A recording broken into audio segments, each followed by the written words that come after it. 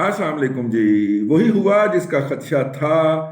बरतानिया की अदालत ने गौहर खान को कत्ल की साजिश का मुजरम करार देते हुए सजा देने का फैसला किया। अदालत से पहले जो ज्यूरी होती है, मैं पहले आपको बता चुका हूं कि वहां पे इंसाफ को जो है वो एक कुदरती इंसाफ, नेचुरल जस्टिस, जी मैं उसका उर्दू तर्जमा कर रहा हूँ, एक कुदरती इंसाफ जो है वो उसका रंग देने के लिए, नेचुरल जस्टिस का रंग देने के लिए ऐसे लोगों के ऊपर मुश्तमल अदालत की मामलत के लिए एक ज्यूरी बनाई जाती है जिन्होंने कानून ना पढ़ा हो, यानी कि वो इंसानी फितरत के मुताबिक जो है वो रिएक्ट करें। वो रिएक्ट उन्होंने कर दिया है।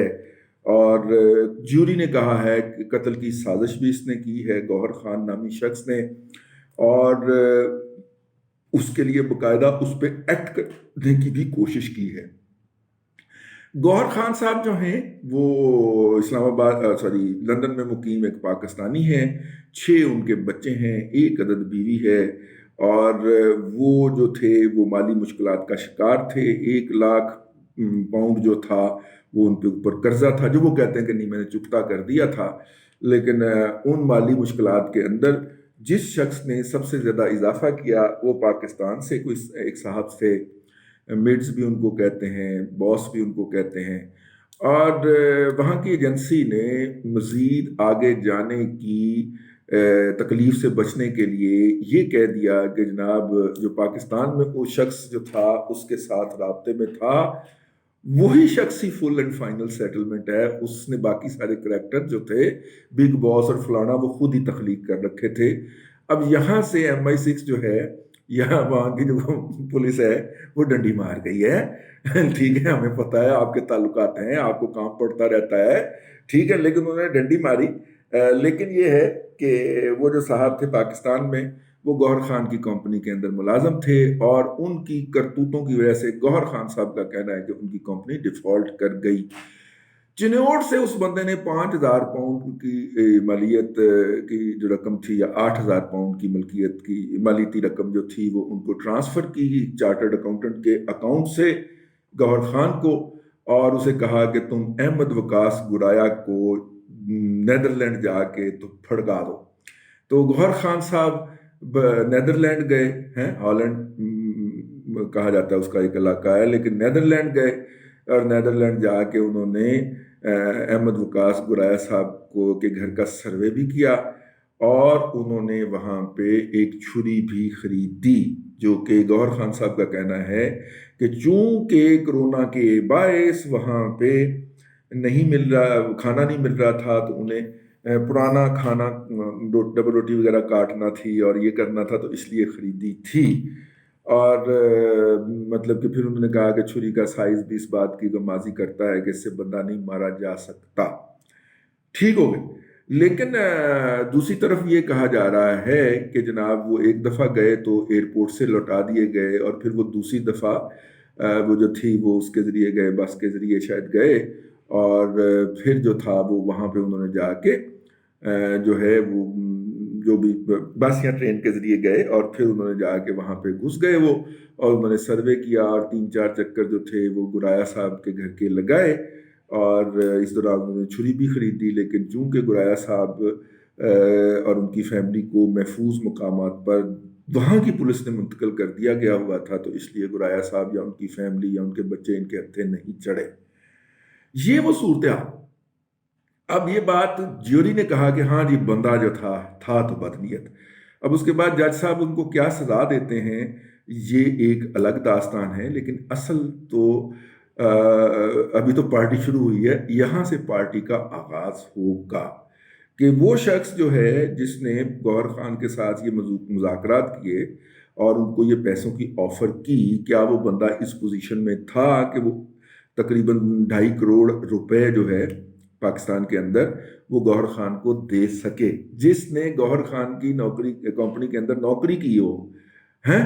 क्या वो इस काबिल हो सकता है कि वो गौहर खान को 2.5 करोड़ रुपया एक बंदे को मर्डर करवाने का दे? और अहमद वकास गुराया से उस बंदे की क्या दुश्मनी हो सकती है? ये वो 2 पहलू होंगे जिसके ऊपर अब बात आगे चलेगी। हम चलाएंगे भी तो चलेगी, हम नहीं चाहेंगे भी तो चलेगी।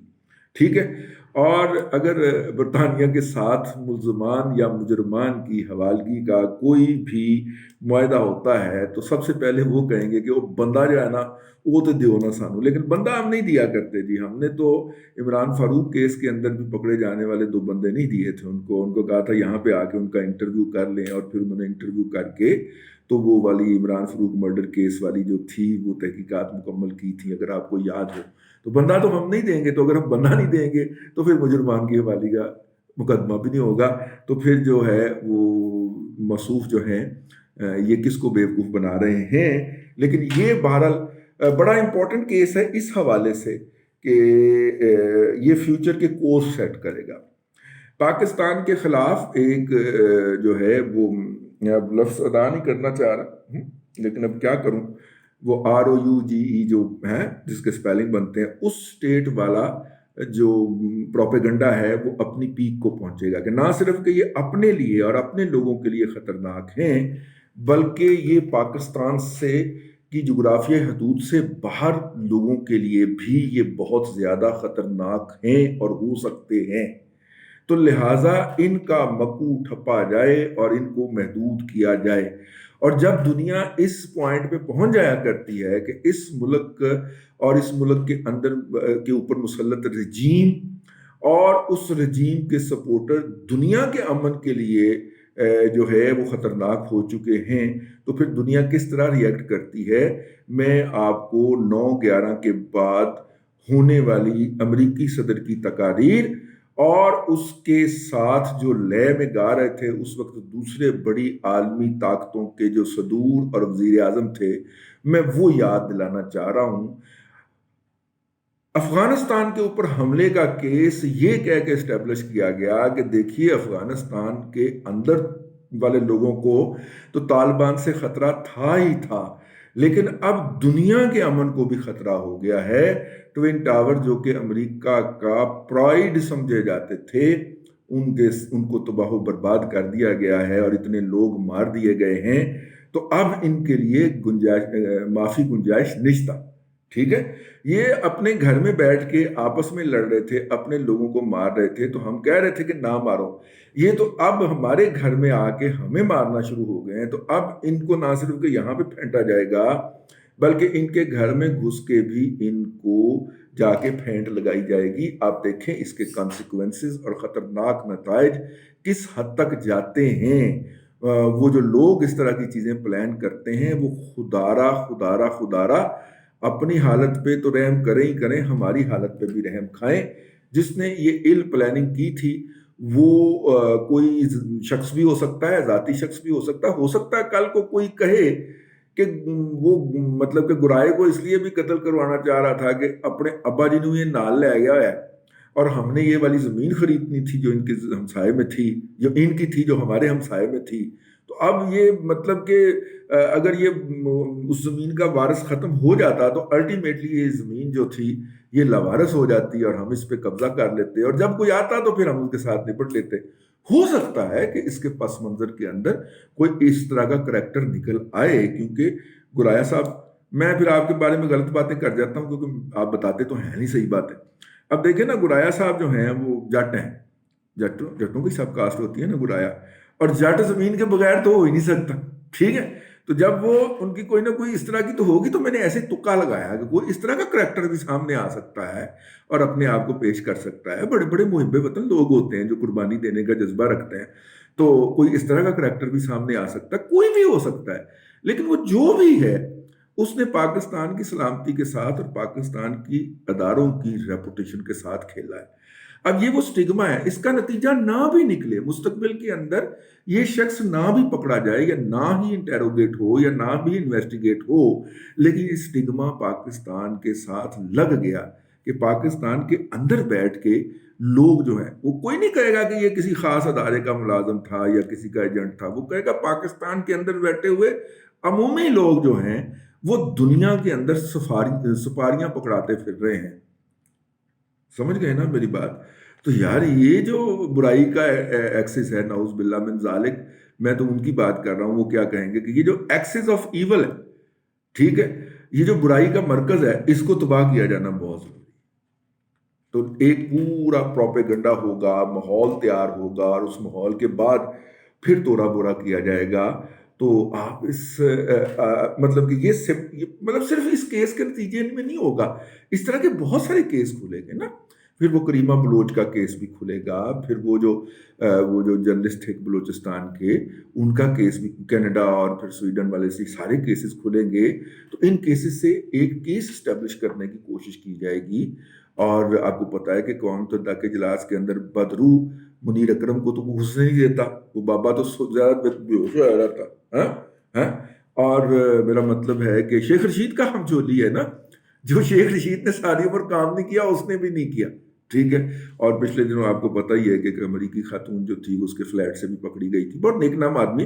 یہی کوالیفیکیشن ہے نا جس کی بنیاد کے اوپر اس بدرو کو نکال کے تابوت سے دوبارہ بٹھایا گیا. کوالیفیکیشن بہت اچھی ہے نا جی. ہاں مطلب گھر سے خاتون جو تھی وہ چیخیں مارتے ہوئے باہر نکلی اور پولیس نے آگے اس کو پکڑ لیا اور پھر تھانے لے گئی اور پھر اس کی ضمانت کروانی پڑی ہمارے سفارتی اہلکاروں کو. تو وہ مطلب ہے کہ اس طرح کے تمام واقعات کا ایک سیریز بنائی جائے گی. مجھے وہ شاعر کا شعر یاد آ گیا کابل اجمیری کا کہ وقت کرتا ہے پرورش برسوں، حادثہ ایک دم نہیں ہوتا. ٹھیک ہے. تو یہ جو پرورش ہو رہی ہے حقائق کی، جس کے نتیجے میں ایک وقت کے اندر ایک نتیجہ اخذ کر کے اقوام عالم کے باہر رکھا جائے گا اور سارے کہیں گے کہ ہاں ہاں ٹھیک ہے، اس کا مکو ٹھپیں، یہ 200 فوجی میری طرف سے بھی لے جائیں، یہ 500 فوجی میری طرف سے بھی لے جائیں، یہ میرے بھی جوان لے جائیں، ان کو چنگی طرح پھینٹ لگائیں، خدا نہ خواست میرے منہ میں خاک. لیکن پلاننگ یہی ہے. اس پلاننگ سے ہم نے کیسے بچنا ہے؟ ہم نے مقامی اور عالمی قوانین کے اوپر عمل درآمد کرنا ہے، اور ہم نے کہنا ہے کہ جناب اس طرح کے عناصر موجود ہیں، لیکن ہمارے ہاں قانون بھی موجود ہے جو ان کی سرکوبی کرتا رہتا ہے. ہمیں یہ اچھے بچے بننے کا سرٹیفکیٹ چاہیے، اور اس کے لیے حکومت نہیں یا حکومت چلانے والے اداروں نہیں، بلکہ ہر اس پاکستانی نے جدوجہد کرنی ہے، اپنی زبان سے جہاد کرنا ہے جو اس وقت پاکستان کی جغرافی حدود سے باہر ہے، اور وہاں پہ اسے اپنے رویے سے یہ بات اسٹیبلش کرنی ہے کہ اس طرح کے لوگ ہر سوسائٹی میں ہوتے ہیں، ہماری سوسائٹی میں بھی ہیں، لیکن ایز اے ہول ہم اچھے لوگ ہیں. یہ تبھی ہوگا جب وہاں پہ ہم اچھا اخلاق رکھیں گے، ایمانداری سے اپنے فرائض سر انجام دیں گے، وہاں کے قوانین کی وائلیشن نہیں کریں گے، تب ہی یہ ممکن ہو پائے گا. اب کے لیے اتنا ہی. احمد وقاص گرایا پہلا مرحلہ جیت گیا، پہلا راؤنڈ جیت گیا. اب دیکھیں وہ آئندہ کا راؤنڈ کیسے لڑتا ہے. اللہ تعالیٰ اس کی حفاظت کرے. میرے لیے بھی دعا کرتے ہو اس ولاگ کے بعد، اللہ میری بھی حفاظت کرے، اللہ آپ کو آسانیاں عطا کرے اور آسانیاں خلق خدا میں تقسیم کرنے کی توفیق عطا کرے.